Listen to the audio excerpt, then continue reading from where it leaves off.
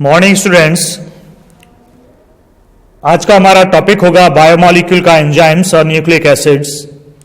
तो पहले बात करेंगे एंजाइम्स की। एंजाइम्स वैसे तो हम सरफेस केमिस्ट्री में पढ़ा चुके हैं। एंजाइम्स बायोकैटलिस्ट इन्हें बुलाते हैं। तो अगर सरफेस केमिस्ट्री में देखना हो तो टॉपिक 3 होते हैं सरफेस केमिस्ट्री में। पहला होता है एड्सॉर्प्शन, दूसरा कैटालिसिस, तीसरा कोलॉइड। तो ये कैटालिसिस में आप देखिएगा, कैटालिसिस में एंजाइम कैटालिसिस गिवन होगा, वहां पर मिलेगा आपको एंजाइम्स। तो एंजाइम बायोकैटलिस्ट होते हैं जो हमारे अंदर होने वाली बायोकेमिकल रिएक्शंस को कैटालाइज करते हैं। सिंपली इनकी नेचर प्रोटीन की होती है, मतलब ये प्रोटीन ही होते हैं। हालांकि कुछ एंजाइम्स नॉन प्रोटीन नेचर के भी होते हैं। तो यही इसकी डेफिनेशन है कि enzymes are the biocatalyst which catalyze biochemical reactions in living organism। तो यहां हम इसे डेफिनेशन देखेंगे, एग्जाम्पल देखेंगे और एग्जाम्पल के बाद हम इसका मैकेनिज्म देखेंगे, ये काम कैसे करता है। तो सबसे पहले हम बात करेंगे डेफिनेशन की। चलिए मैं लिखवा देता हूं। एंजाइम्स, देखिएगा enzymes, the enzymes are biocatalyst, यही तो बताया था, produced by living cells which catalyze biochemical reactions in living organisms. Generally chemical की जो नेचर होती है कैसी होती है, protein. Chemically enzymes are naturally occurring proteins. Some enzymes may be non proteins also, मतलब कुछ एंजाइम्स की नेचर प्रोटीन नहीं होती है, मतलब प्रोटीन नेचर के हैं, मतलब प्रोटीन जो एमिनो एसिड का कॉम्बिनेशन है वही एंजाइम्स भी होते हैं उनमें से।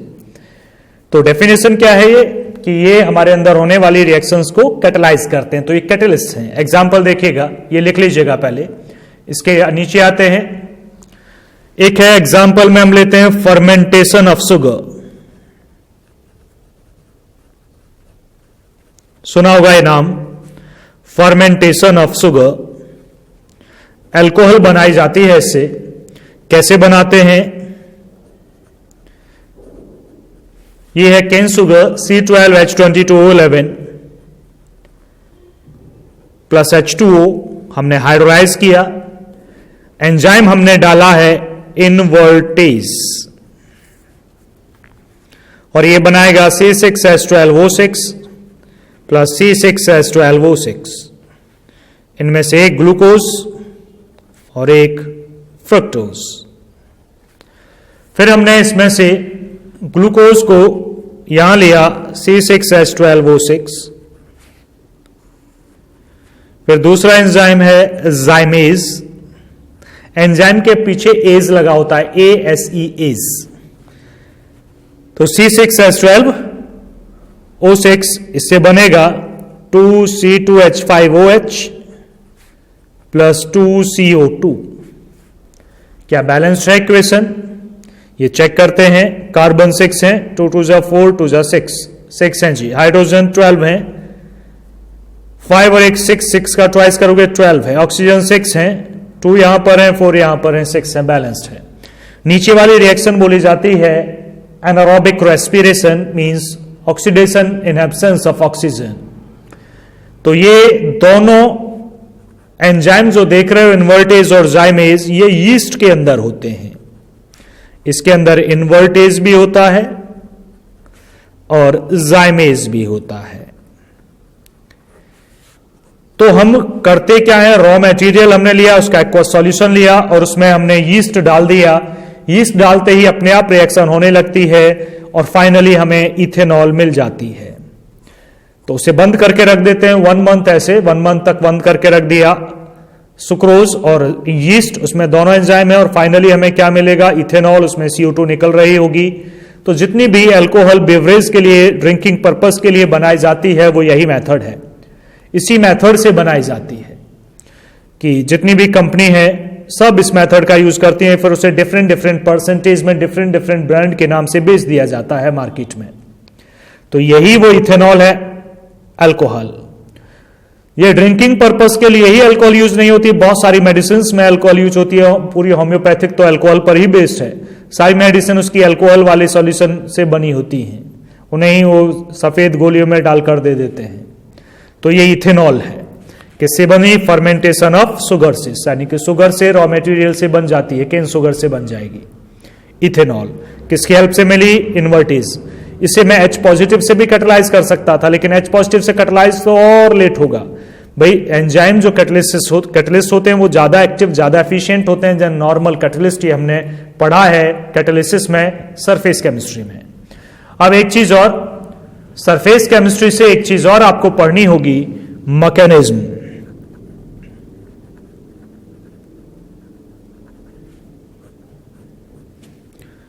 Mechanism of enzyme catalysis.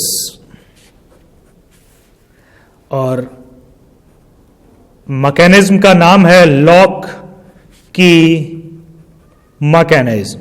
चलिए कहां तक पेज टर्न करोगे मैं बता ही देता हूं, वैसे इतना बड़ा है भी नहीं कि बता ना पाए। मैकेनिज्म ऑफ एंजाइम कैटालिसिस, और नाम क्या है, लॉक की मैकेनिज्म। लॉक की मैकेनिज्म आसान है, इस मेथड पर डिपेंड करता है कि एंजाइम है, रिएक्टेंट को सबस्ट्रेट बुलाते हैं और बदल जाएगा ES कॉम्प्लेक्स में, enzyme substrate complex. Activated complex आप इसे बुला सकते हैं। फिर एंजाइम सबस्ट्रेट कॉम्प्लेक्स बनाएगा एंजाइम प्रोडक्ट कॉम्प्लेक्स, और एंजाइम प्रोडक्ट कॉम्प्लेक्स बनाएगा एंजाइम अलग, प्रोडक्ट अलग। तो 3 स्टेप का ये मैकेनिज्म है। मैकेनिज्म ये नहीं है, मैकेनिज्म बायोलॉजी का है, तो एक तरह से डायग्राम के थ्रू रिप्रेजेंट किया जाएगा।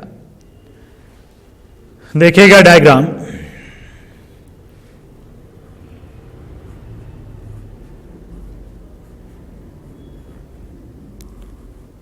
ये है एंजाइम, ये इसकी एक्टिव साइट है जहां पर ये सबस्ट्रेट मतलब रिएक्टेंट को अपनी तरफ अट्रैक्ट करता है। ये है सबस्ट्रेट, ये एंजाइम बहुत सारे फोर्सेस से इस सबस्ट्रेट को अपनी इस एक्टिव साइट में अट्रैक्ट करता है। फोर्सेस होते हैं hydrogen bond, van der Waals forces, electrostatic force of attraction और डाइसल्फाइड बॉन्ड जो प्रोटीन में थे। फिर ये एंजाइम इस सबस्ट्रेट को अट्रैक्ट कर लेता है। तो सबस्ट्रेट एंजाइम के एक्टिव साइट में आ गया, ये है enzyme substrate complex, that is called the ES complex, this one. फिर सबस्ट्रेट प्रोडक्ट में बदलता है, इस एक्टिव साइट में ही बदलता है। प्रोडक्ट ये बना लेते हैं, मान लीजिए प्रोडक्ट डिकम्पोजिशन हो गया, तो ये प्रोडक्ट है, 2 पार्ट में डिवाइड हो गया, ये भी मतलब प्रोडक्ट ही है कि ये टूट गया, that is the enzyme product complex. फिर एंजाइम अलग,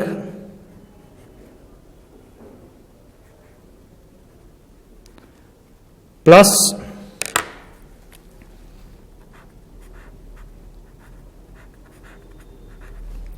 प्रोडक्ट अलग। एंजाइम फिर से फ्री हो गया, फिर से कैटालाइज करने लगेगा, ये प्रोसेस फिर से चलेगा। इसी को बुलाते हैं enzyme catalysis, mechanism of enzyme catalysis, या ये कहें लॉक की मैकेनिज्म भी बुलाते हैं। तो ये इसका मैकेनिज्म है। और भी एग्जांपल्स हो सकते हैं, हमने एक एग्जांपल लिया है एंजाइम कैटालिसिस का।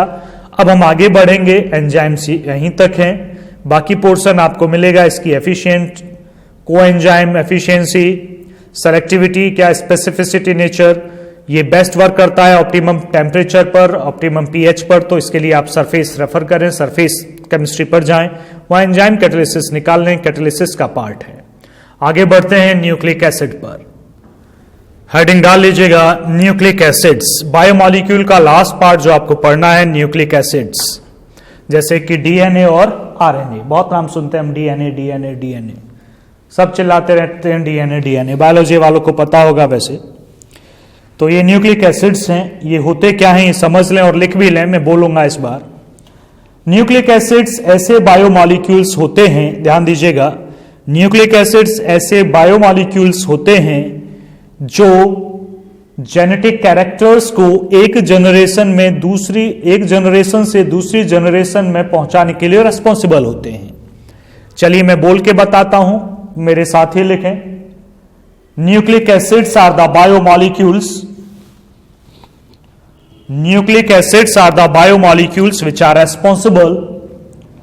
which are responsible to transfer genetic character from one generation to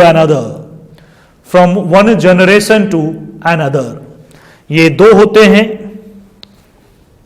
दो तरीके के होते हैं। फर्स्ट है डीएनए,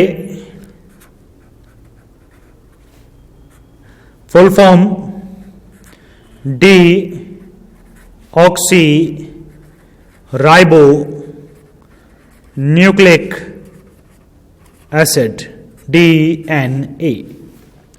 दूसरा है आरएनए, यहां से लीजिएगा, राइबो न्यूक्लिक एसिड। तो दो है न्यूक्लिक एसिड, दो पार्ट में डिवाइड किया जाता है और हम इन्हें स्टडी करना स्टार्ट करेंगे। आप समझ पाएंगे डीएनए और आरएनए क्या होते क्या है। ठीक है जी, तो आगे बढ़ते हैं। डेफिनेशन और टाइप्स ऑफ न्यूक्लिक एसिड्स के बाद आगे बढ़ते हैं न्यूक्लिक एसिड्स की कंपोजिशन पर। मतलब एग्जैक्टली डीएनए और आरएनए के अंदर केमिकल कौन कौन से प्रेजेंट हैं, कौन कौन से एटम्स कहां पर हैं, किस तरह से अरेंज्ड हैं, तो ये देखना है। तो अगली हेडिंग होगी chemical composition of nucleic acids. देखिएगा, तो हेडिंग है chemical composition of nucleic acids. सुन लीजिए थोड़ा सा। जब हम हमें पता कैसे चलेगा कि इसकी कंपोजिशन है क्या, इसके अंदर क्या क्या है। तो न्यूक्लिक एसिड एक पॉलीमर है और पॉलीमर के अंदर क्या क्या है ये उसे हाइड्रोलाइज करने के बाद ही पता चलता है। जैसे कि हम कार्बोहाइड्रेट्स पढ़ रहे थे, मोनोसैक्राइड, ओलिगोसैक्राइड और तीसरा था पॉलीसैक्राइड, तो उन्हें हाइड्रोलाइज करके सिंपलर यूनिट्स का पता चलता था। वैसे ही यहां पर है, तो हमने न्यूक्लिक एसिड डीएनए आरएनए दोनों को हाइड्रोलाइज करके देखा। समझना, दोनों को क्या करके देखा, हाइड्रोलाइज। तो हमें इसके अंदर तीन चीजें मिली, लिखवाऊंगा मैं बाद में, पहले मैं समझा रहा हूं। पहली जो चीज इसके अंदर मिली वो थी 5 कार्बन वाली एक सुगर, मतलब एक कार्बोहाइड्रेट, जिसे बोला जाता है पेंटोज सुगर। पेंटोज इसलिए बुलाते हैं कि इसमें 5 कार्बन है, सुगर मतलब वो कार्बोहाइड्रेट है। दूसरी चीज जो हाइड्रोलाइज करने पर मिली वो था एक बेस, नाइट्रोजन एटम उसमें था, तो इसे बुलाते हैं नाइट्रोजन कंटेनिंग बेस या नाइट्रोजिनस बेस भी बुला लेते हैं। तो नाइट्रोजन कंटेनिंग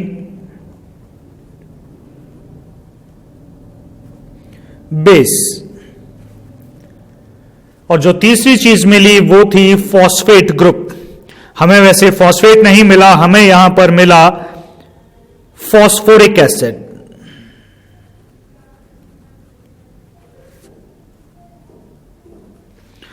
फॉस्फोरिक एसिड होता है H3PO4।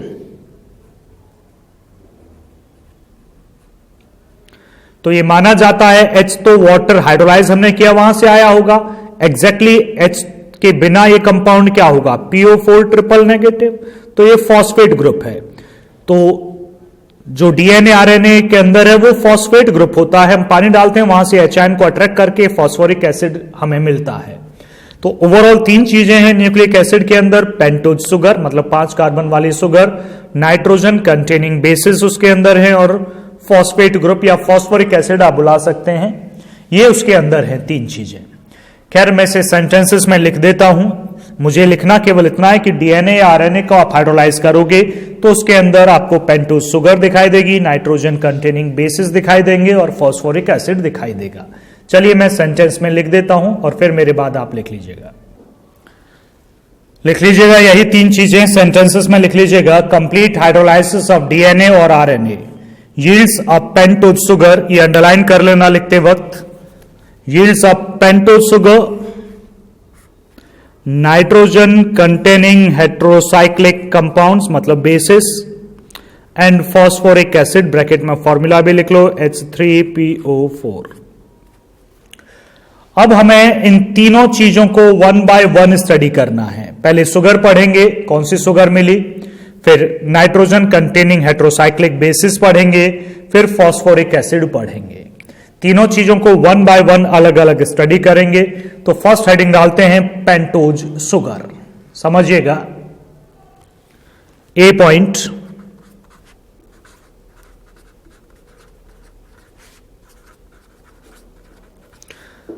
पेंटोज शुगर का स्ट्रक्चर कैसा है, ये कैसे दिखते हैं, कि 5 कार्बन तो हैं, किस तरह से अरेंज हैं, एटसेट्रा।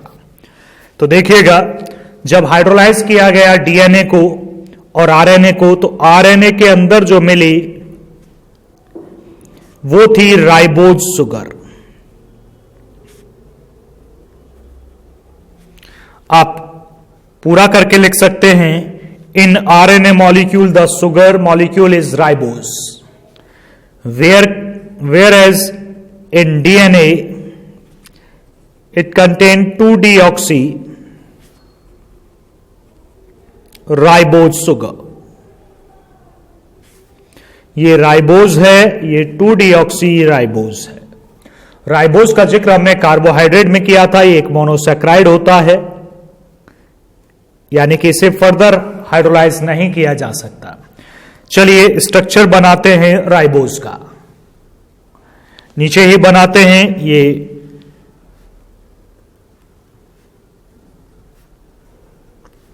पांच कार्बन इसके अंदर हैं, 4 ये आपको दिख रहे होंगे। 4 कौन से, फर्स्ट ये है, सेकंड ये है, थर्ड ये है, फोर्थ ये है।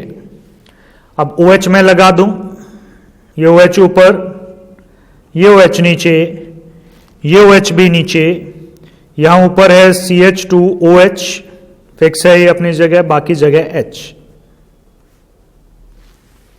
बाकी जगह H। ये है जी आपका राइबोज, सिंपल लैंग्वेज में पूरा नाम है इसका beta D ribose.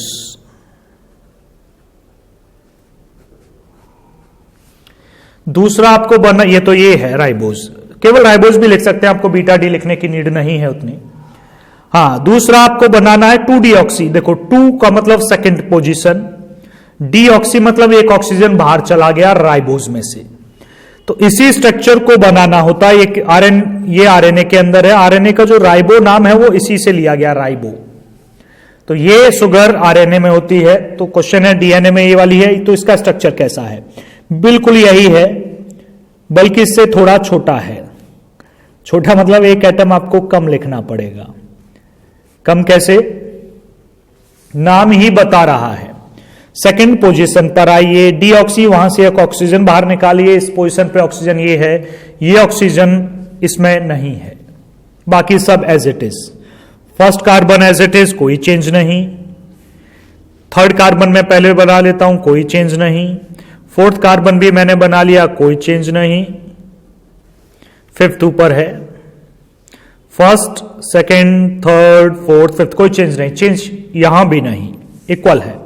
Second position पे ऑक्सीजन नहीं है, उसकी जगह केवल H ही है, ऑक्सीजन गायब है। तो डीऑक्सी का मतलब ऑक्सीजन बाहर निकल गया। ये है 2-deoxy ribose, beta as it is नाम, डी एज इट इज उसके नाम, बाद 2-deoxy राइबोज। 2 ना लगाएं, बीटा डी बिना, डीऑक्सी राइबोज आप बुला सकते हैं। ये किसके अंदर होती है? डीएनए। डी मतलब डीऑक्सी राइबो, यहीं से आया है। तो ये पहला डिफरेंस भी है डीएनए आरएनए का, कि आरएनए में राइबोज शुगर होती है, जबकि डीएनए में 2-deoxy राइबोज शुगर होती है। दोनों का स्ट्रक्चर आपके पास है। मोलर मास इसका ज्यादा है 16 यूनिट, क्योंकि ऑक्सीजन है, यहां ऑक्सीजन मिसिंग है। तो हमने शुगर तो पढ़ ली भाई, दोनों में आरएनए डीएनए में अलग अलग शुगर कंटेन्स होते हैं। अब दूसरा नंबर है नाइट्रोजन कंटेनिंग हेट्रोसाइक्लिक कंपाउंड्स, मतलब बेसिस। उसे भी देखते हैं, हेडिंग डालते हैं सेकेंड पॉइंट। तो बी पॉइंट नाइट्रोजिनस बेसिस मैंने हेडिंग डाली है, पूरा नाम है नाइट्रोजन कंटेनिंग हेट्रोसाइक्लिक कंपाउंड्स, या नाइट्रोजन कंटेनिंग बेसिस, या शॉर्ट में हम लिख देते हैं नाइट्रोजिनस बेसिस। देखिएगा, वैसे तो ये 5 बेस होते हैं। पहला है एडिनाइन, सिंबल ए है। ग्वेनिन, सिंबल जी है। साइटोसिन, थायमीन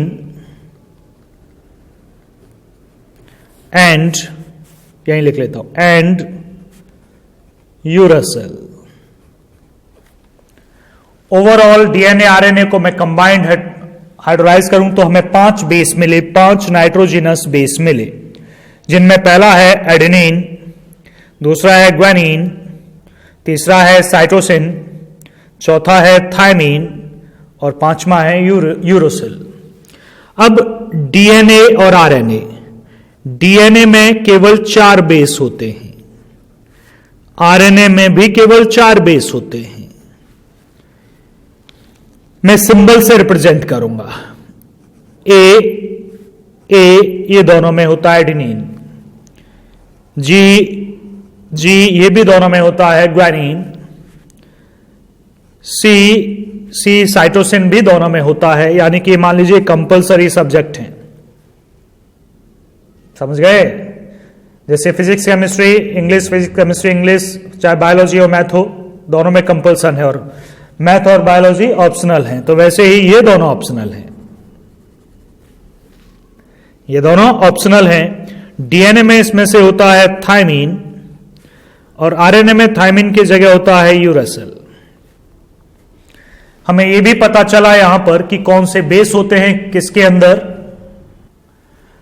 डीएनए में कौन से बेस हैं और आरएनए में कौन से बेस हैं, और दूसरा हमें डिफरेंसेस भी पता चल गए। डीएनए में एजीसी-टी थायमीन होता है और आरएनए में थायमीन के प्लेस पर यूरासिल होता है, बाकी वही होते हैं। बुक में स्ट्रक्चर्स भी गिवन है, स्ट्रक्चर्स की नीड आपको नहीं है, तो बस यही याद रखिएगा। सिंबल जरूर याद रखें, एडेनिन कैपिटल ए से रिप्रेजेंट करते हैं, ग्वेनिन कैपिटल जी से, साइटोसिन कैपिटल सी से, थायमीन कैपिटल टी से और यूरासिल कैपिटल यू से। आगे बढ़ते हैं। तीसरा पॉइंट था फॉस्फोरिक एसिड। तीसरा हाइड्रोलाइज करने पर हमें क्या मिला था, सी पॉइंट हम डाल लेते हैं, फॉस्फोरिक एसिड।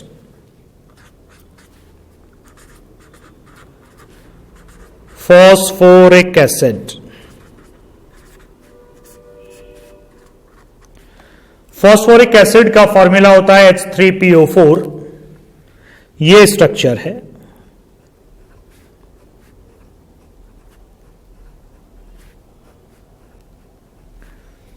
तो ये हाइड्रोलाइज होने के बाद मिला, तो सीधा सीधा H जो आए हैं ये हाइड्रोलाइसिस के वाटर से आए हैं, और H के बिना इस स्ट्रक्चर को बनाए तो कैसा दिखेगा,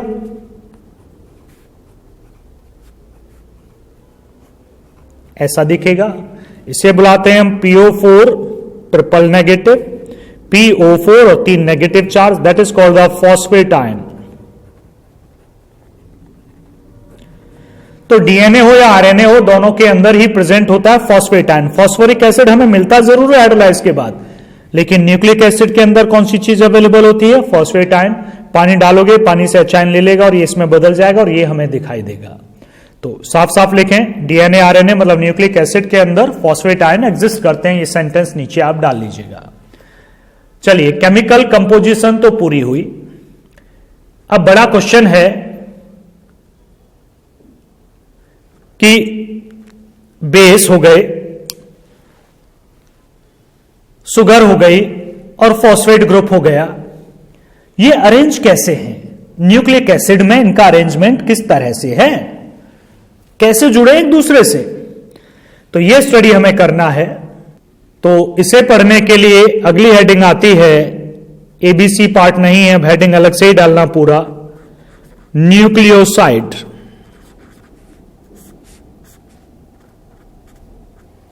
न्यूक्लियोसाइड, किसी के यहां एग्जाम हुए थे तो बच्चा पूछ रहा था, सर 2 वर्ड आए थे, न्यूक्लियोसाइड और न्यूक्लियोटाइड क्या होते हैं?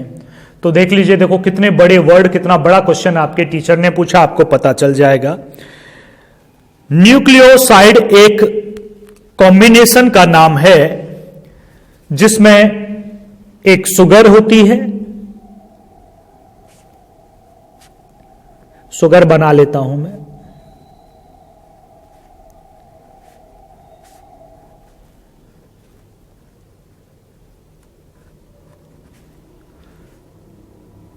मैंने शुगर बना ली है।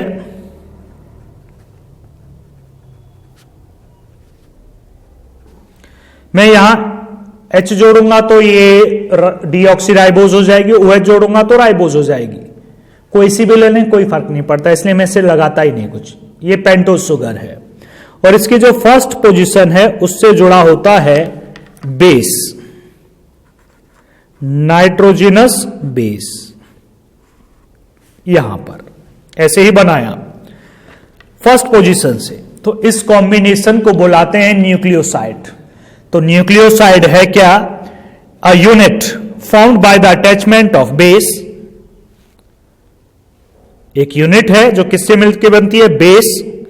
और बेस किससे जुड़ा होता है? First position of sugar. तो बेस और शुगर के कॉम्बिनेशन का नाम न्यूक्लियोसाइड है। तो इस पूरे को हम बुलाते हैं एक साथ nucleoside. That unit is called the nucleoside. Means the combination of sugar and base is called nucleoside. खत्म हुआ, यही न्यूक्लियोसाइड है। मैं लैंग्वेज में लिख देता हूं, देखिएगा, देख लीजिएगा, हमने सेंटेंसेस भी लिख दिए। A unit formed by the attachment of a base to first position of sugar, ये शुगर है, इज नोन एज न्यूक्लियोटाइड। ये शुगर में मैं OH जोड़ दूंगा तो ये RNA का न्यूक्लियोसाइड हो जाएगा। मैं H जोड़ दूंगा यहां तो ये DNA का न्यूक्लियोसाइड हो जाएगा। मतलब न्यूक्लियोसाइड दोनों ही न्यूक्लिक एसिड में मिलते हैं, हम दोनों के लिए कॉमन ही पढ़ रहे हैं। तो ये न्यूक्लियोसाइड है। कोई मुश्किल तो हुई नहीं होगी, आसान ही था न्यूक्लियोसाइड, कोई बहुत बड़ी बात नहीं है। अगला टॉपिक, न्यूक्लियोसाइड के बाद आता है न्यूक्लियोटाइड।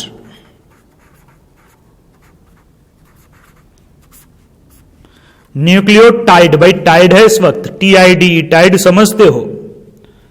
अरे समझते तो होगे टाइड, टाइड का ऐड नहीं आता, चौक गए।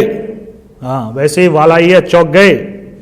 सफेद ही एकदम डिटर्जेंट पाउडर का वैसा वही स्पेलिंग है, वो नहीं है, मतलब ये टाइड की स्पेलिंग वो है बस। तो न्यूक्लियोटाइड समझिए।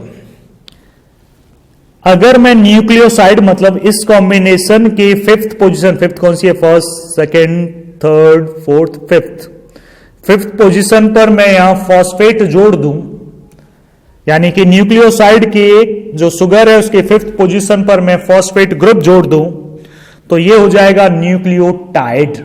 मैं बना रहा हूं, डेफिनेशन आप खुद लिखें, देखिएगा।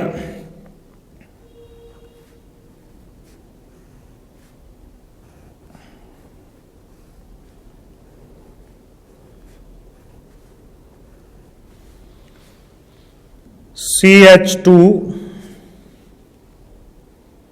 ऊपर जोड़ता हूं,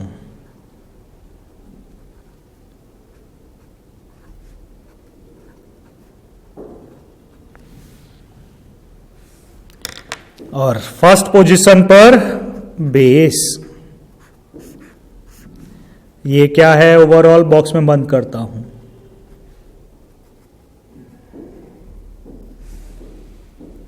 ये है फॉस्फेट, किस पोजीशन से जुड़ा है? Fifth. First, second, third, fourth carbon यहां, फिफ्थ ये।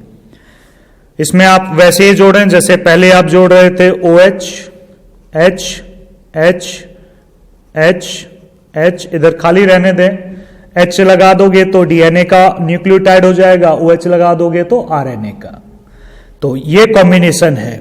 आप इसे पूरी बुला सकते हैं, unit form by the attachment of a base to first position of sugar and phosphate to fifth position of sugar is known as nucleotide. ठीक, या आप बोल सकते हैं सर न्यूक्लियोसाइड में शुगर की फिफ्थ पोजीशन से फॉस्फेट जुड़ा है, then that is called the nucleotide.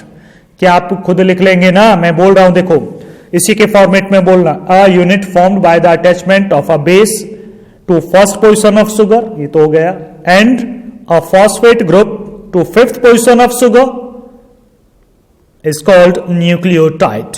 अपने आप डिफाइन कर लें।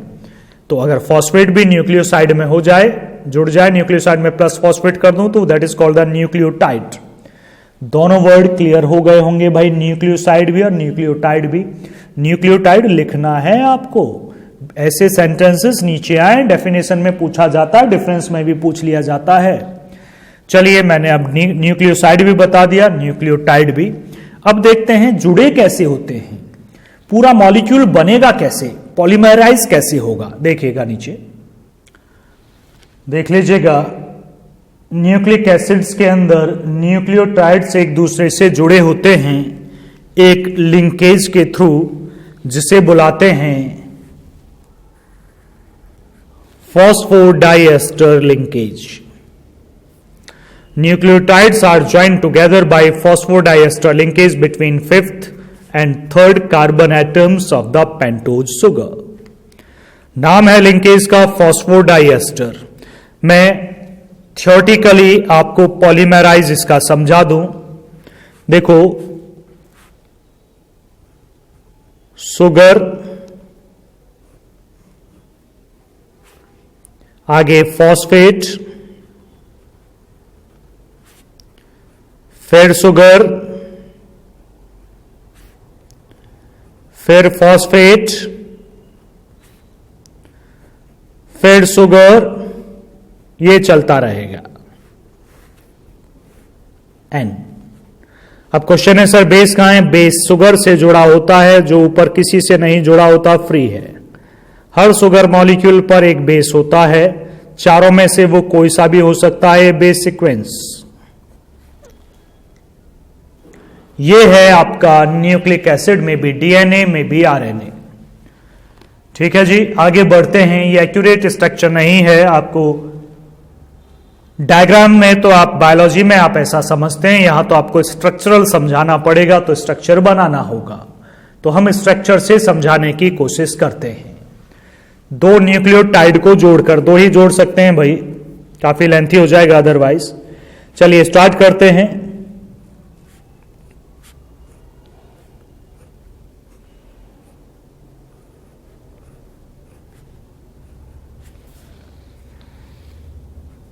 CH2, इससे जुड़ा है ऑक्सीजन, फिर फॉस्फोरस, फिर डबल बॉन्ड O, फिर O नेगेटिव, फिर ऑक्सीजन।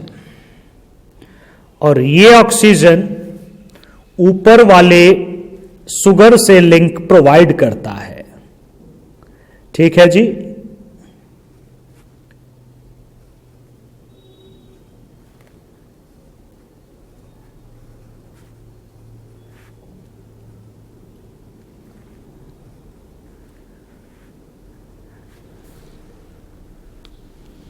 यहां बेस,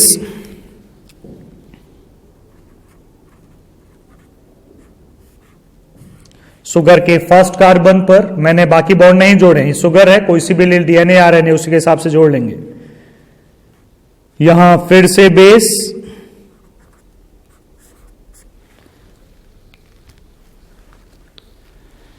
यहां CH2,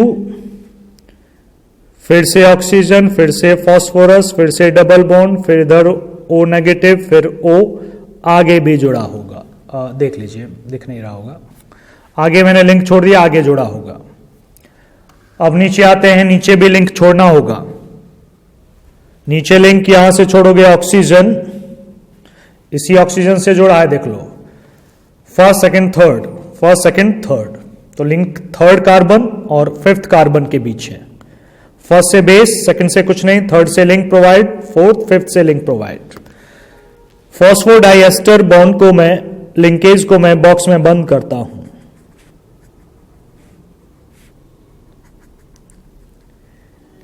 इस लिंकेज का नाम ही है फॉस्फोडाइएस्टर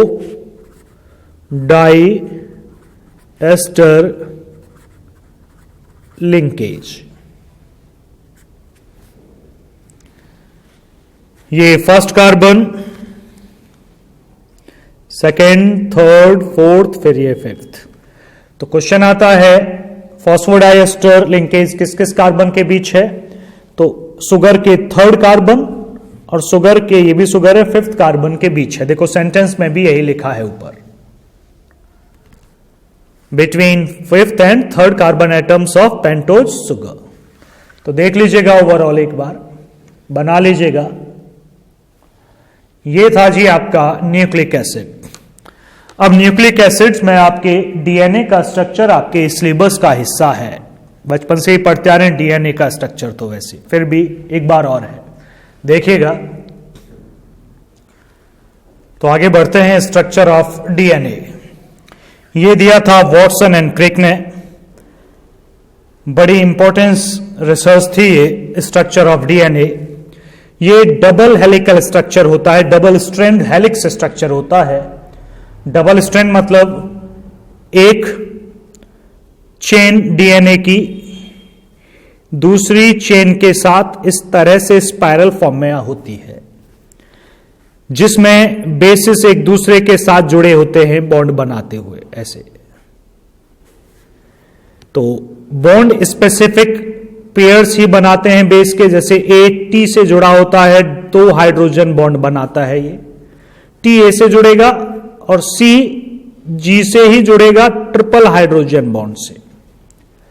ये नहीं कि ए से सी जुड़ जाए या टी से जुड़ जाए, ये नहीं जुड़ेगा, सी जी से और जी सी से ही जुड़ेगा। अगर इधर आप फिक्स कर लेते हैं कि सर मैं तो ऐसे बना रहा हूं, ऐसे मान लीजिए, तो इधर ए है इधर टी है, तो इधर क्या आ जाएगा टी और इधर आएगा ए, ऐसे स्पेसिफिक होते हैं। तो दोनों ही स्ट्रैंड जो होते हैं ऐसे ही चलता जाएगा। इधर सी है तो सामने क्या होगा ट्रिपल बॉन्ड जी, इधर जी है तो इधर ट्रिपल बॉन्ड सी, ऐसे जुड़ते जाएंगे। एक और चीज ध्यान रखें, यहां पर दोनों स्ट्रैंड इक्वल नहीं होते हैं, कॉम्प्लीमेंट्री होते हैं एक दूसरे के, क्योंकि जहां यहां ए है वहां टी होगा, जहां यहां टी है वहां ए होगा। टी है तो टी थोड़ी ना होगा, टी है तो ए होगा, तो कॉम्प्लीमेंट्री होते हैं। क्या सेंटेंस में लिख दूंगा, पर ध्यान दें डबल स्ट्रैंड हेलिक्स स्ट्रक्चर है। पता कैसे चला डबल स्ट्रैंड कॉम्प्लीमेंट्री हैं दोनों, डबल स्ट्रैंड ये है। हमने क्या किया, इसे हाइड्रोलाइज किया और बेस को देखा, तो जितने ए की क्वांटिटी थी उतनी ही टी की क्वांटिटी भी थी, दोनों इक्वल क्वांटिटी में थे। और जितना सी था उतना जी भी था, ये दोनों भी इक्वल क्वांटिटी में थे। तो इक्वल क्वांटिटी में आना ये शो करता है कि ये कॉम्प्लीमेंट्री हैं, ए टी से जुड़ा है और सी जी से जुड़ा है, और ये डबल स्ट्रैंड है।